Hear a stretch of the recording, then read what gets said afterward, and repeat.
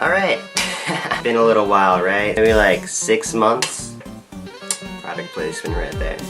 Okay, so I guess to preface all this, just to anyone who may be new to this channel, I'm your proprietor. Basically, I'm gonna be breaking down what exactly happened days 1 and 2 of the HCS Pro League Season 2. Lots of new stories, lots of awesome matches, just want to dive right into it. As always, I'll have all of the team rosters listed in the description below. Alright, so for the first match of the league, we had Luminosity taking on Team LOL, which is actually ex-Optic Gaming. Not too many surprises here, you know, going into it, LG was kind of already revered as like a top 4 team, while Optic, they pretty much kind of stayed the same. There's also the whole story of Maniac's retirement, which is explained in Hitch's new Vision, which I highly recommend watching if you haven't seen that already. I'll either have it like around here or I'll link it in the description below. You gotta see it. So the series ended up going in favor of LG 3-1 over LOL. They're able to take one game, but again, you know, nothing too surprising right there.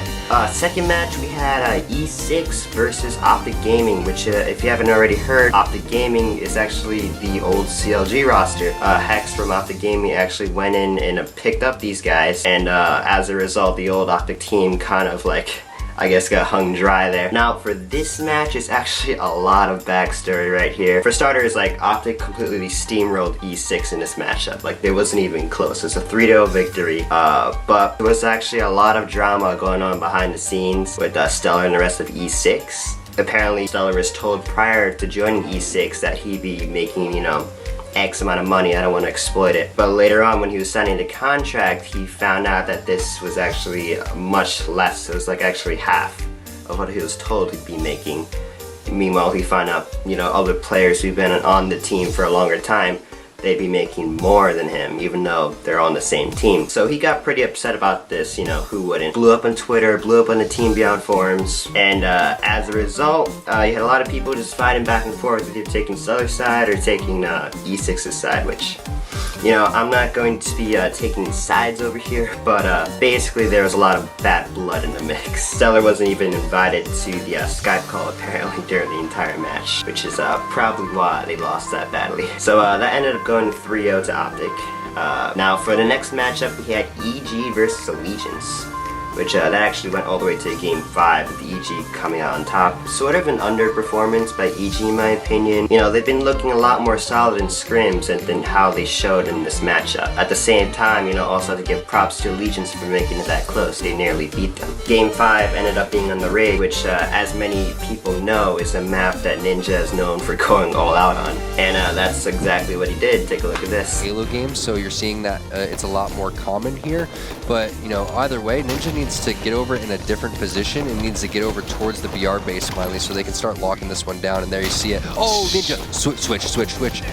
Oh, man, that would have been an insane overkill. So yeah, EG ended up coming up 3-2 over Allegiance. So for the last match of day 1, we had Team Liquid versus Team Envious. And I actually knew like a lot of people were very stoked for this matchup going into it, just because of the history behind both teams. One end you had Envy, who was the supposed God Squad, who was supposed to take down CLG, or I guess Optic now. But on the other hand, we had Team Liquid, who just beat them pretty fairly in scrims the other night. I think it was maybe like a 9-5.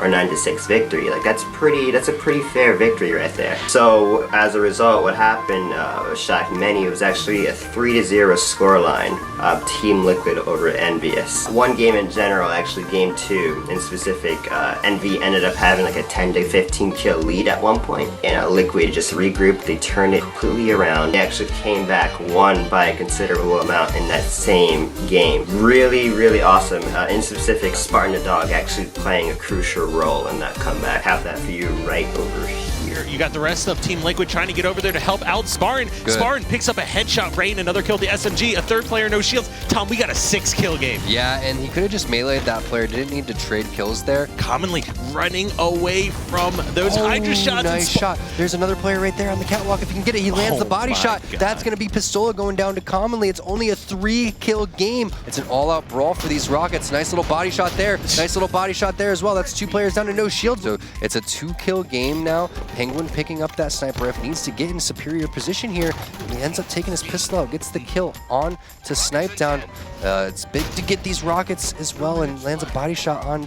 So it looks like that's Hook. I'm not sure why Hook was even challenging that. That's 2 kills going over to the side of Liquid, possibly 3. Ola lives with the rockets. I'm not sure why he's not contesting that.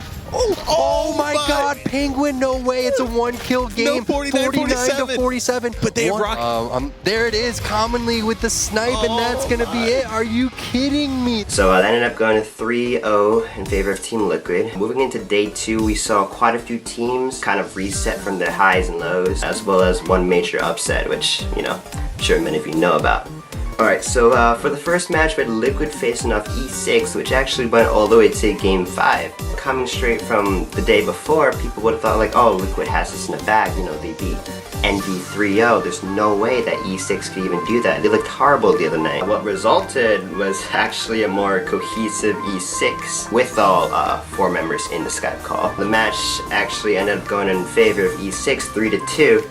And I will say this, the interview with Kratos afterwards was complete gold. I won't post it here, but I'll leave like a timestamp in the description. You gotta go check it out. Like, that's one of the funniest things I've seen all week. So for the second match, we had Allegiance versus Luminosity. Actually ended up going in favor of LG 3-2. Now, you really gotta feel for Allegiance at this point, because at this stage, they've lost 2 Game 5s. They're 0-2 in the league, and that's just heartbreaking, because if it weren't for a few misguided kills in the final moments of the game, they could be 2-0 right now, and I'm going to be talking about this a little bit later. This game actually in specific ended up being a 1-kill differential, to show you the ending right here. Fight for L-Town to lose. Now, Denoxide's in a pretty good position. He doesn't even have to charge out here. It looks like he's going to respond to a call of a one-shot guy. But remember when I was talking about Allegiance needing to charge out a little bit earlier? Now they're in scramble mode. They're literally going to have to find every single player on the side of Luminosity and kill them at the same time. It looks like they are going to be able to. 55 or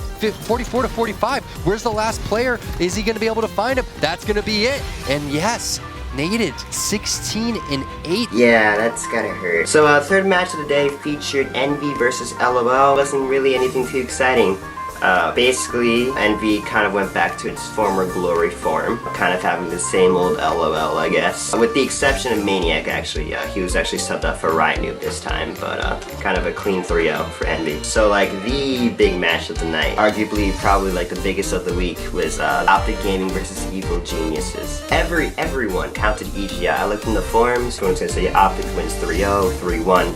You know, maybe they're hoping that EG would put up a fight. Granted, they haven't been looking too impressive in scrims lately. They kind of, you know, been revolved around the 5th, 4th place spot, just like on the cusp of that. But even with that said, they did the impossible and actually took down the God Squad. And like, it wasn't even insanely fluky, where like they kind of won a game by chance, you know, rather a convincing 3-1 victory. A lot of intense moments in this series. Are flooding the pit right now though, and they are able to possibly get this one. No, they're not. Lunchbox got out, and then the contestant coming in from Royal 2. So here's the thing, like I was saying, Overshield coming up very soon. They don't realize that Lunchbox is just sitting right there. Double kill, killing spree for Lunchbox. Still in the pit, 3 dead now. They are gonna be able to get this one. Overshield coming up soon. They have to sit outside for this one. Does Taui have the correct time on this one? They also need to rotate and make sure that they're capturing the other side base. This is gonna be it. Whoever secures this Overshield is gonna have a pretty big advantage over to Evil Geniuses, because they do have the pit as well. So temporary triple cap coming out here. Roy doing big things, gets the explosion kill onto Royal 2.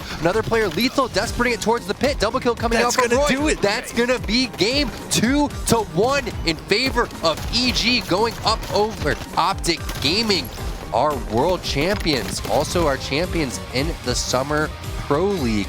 Holy cow. A lot of key plays played by actually everyone on EG. You know, they all played some seamless Halo, and you know, the results showed because of that. If he can get the kill on the player there, Pink 1 gets the touch, gets the melee. Another player is going to be coming in from Carside. Oh no, they have Carside under control. Victory needs to back up and lay down some shots. This is potentially it. No, a little bit of a misplay coming out from Lunchbox. He could have definitely clamored that one in, but he's going to play some defense instead. Gets the melee. That's it.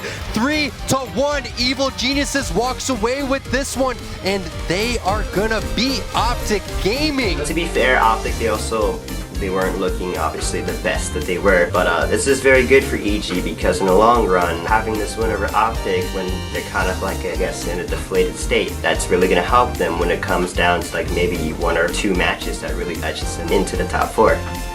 Also, best interview by far with Ninja and Taui at the end. So that does it for week 1 of HCS Pro League Season 2. I have like the standings right here, I guess, or somewhere around here. As it currently stands, we have LG and EG both tied for first, going up with 2-0 records. I think that the most notable things that happened during this week was obviously EG taking down Optic, but also Legion's losing both their matches. To be fair, they did lose very close matches, like they were nearly there. You know, starting the league 0-2, that may not seem too bad, like yeah, we have 12 more matches to go, but those are against teams that they could have easily, you know, not easily, but I guess they could have beaten. Still have to face Optic, they still have to face Envy. It's going to be a very hard road for them to try to climb back up those ranks. I'll be making a separate video on my predictions for the league, but for now I'm just trying to keep this, you know, a weekly thing, try to keep up with what's happening in the league. So yeah, just be on the lookout, and I'll catch you guys later. Thanks for watching.